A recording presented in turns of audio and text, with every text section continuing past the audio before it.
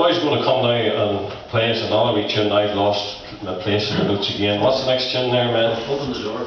Open the door. No.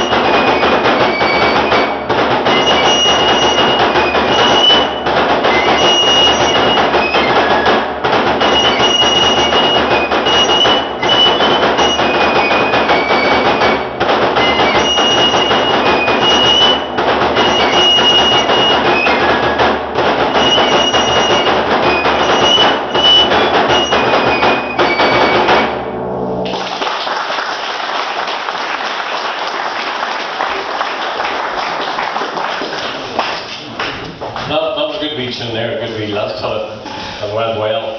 The other thing then of note maybe on the drums would be the paintings, and that itself is an age-old tradition. And you can see here, this is a shell from our own Lloyds there down in Aughrim. There's a couple like that there, the exact same replica, which you could hardly tell the two drums apart, other than one's a single piece shell and slightly smaller, and that one there is the double or the two-piece shell. And most of the paintings that you'll see on drums, or quite a lot of them, would be like the other drum here with King William crossing the Boyne. That's a very famous painting.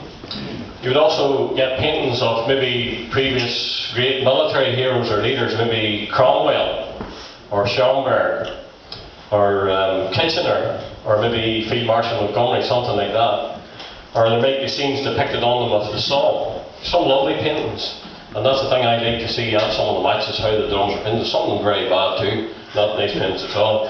I'm very fond of this one here, this Aughrim one here. That's unique. There's not many you'll see like that there, just with the rose on it. But a lot of them are done like are painted like this here, the horse drum, I think maybe they're called there. Another common one would be a cockerel. A lot of the men who go to the drumming matches there would have a cockerel on, you know, the cockerel crowing louder, and there's none that can crow as loud as I written on it, or while we live we crow, some sort of a saying like that on it, you know. So that's the paintings. It's an act on its own. Not many drum makers can actually paint them and hand them on to somebody else to paint them. But this here drum made by Johnson all those years ago, he was a drum maker and a banner painter. So I'm quite certain that he done that painting there too. I don't know how long those drums are about, our Lloyds there. They're there longer than I am, of course. And those two drums there were purchased by the Lloyds. It's somewhere in the minutes, I should know because I'm the secretary, but I never really read back. I must do that sometime. They were purchased by the Lloyds. This one here is an Aughrim drum as well, but it's not owned by the Lloyds, it's owned by two men there. I don't know if you know them, Wesley Gilmer and Wally Gilmer. They bought that. The mental ask Wesley there what he bought that drum for all them years ago. I think about £15. £15. And how many years ago was it? That's it. thought I'd catch him out there, but he didn't divulge. But £15, I don't know. I think there's drums maybe sold. Italy Davy could maybe or tell us if people would pay up to £1,000 or something. I've heard rumour of that there for somebody who really thought they had a real good match one on drum. And if it came up for sale, some fellow would maybe pay up to £1,000 a day. So I think West and Wally got a bargain there. That's a good wee shell, as we were talking about. The other thing then, sort of component part of the drum, we've talked about everything there except the canes.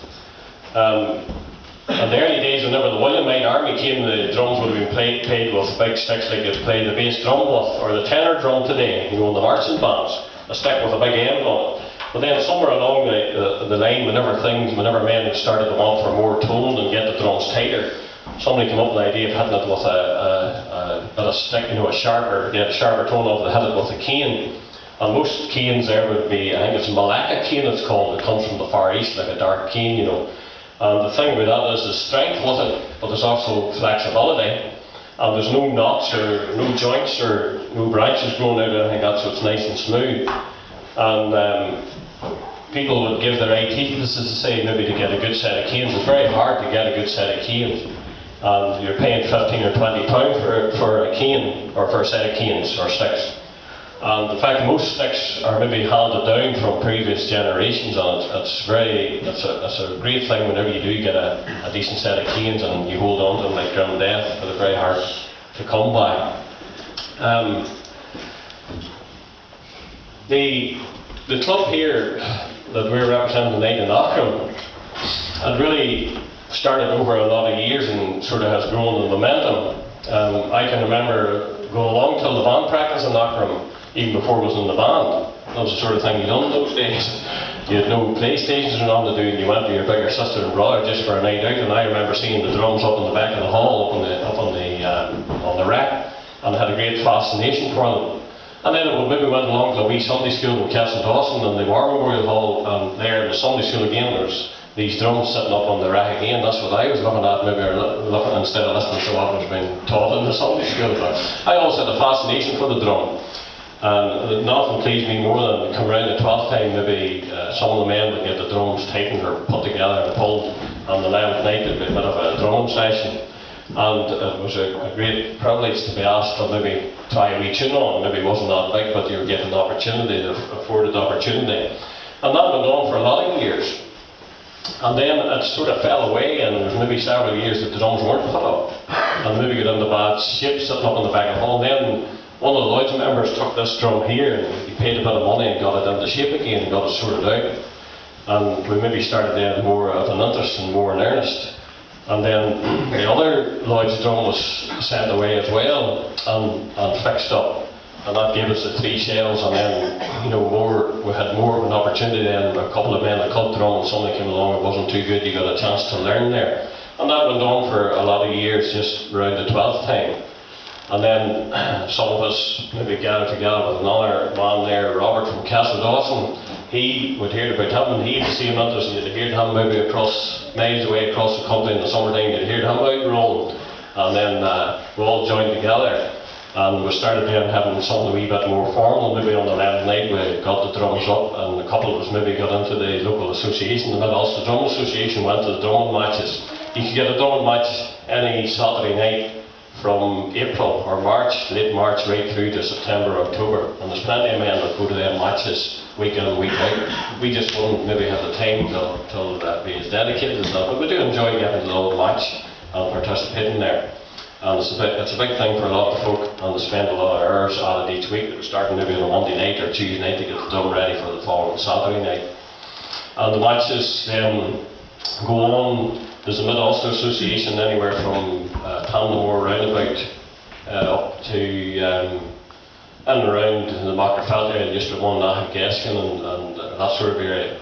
And actually, hold a match as well in the Aughrim. That's the Mid-Ulster Association go way over in the Aughrim. There's the County Antrim Association and I think it's Lagan Valley Association. There's several associations where they hold the drumming matches, and we would go to them on the odd occasion.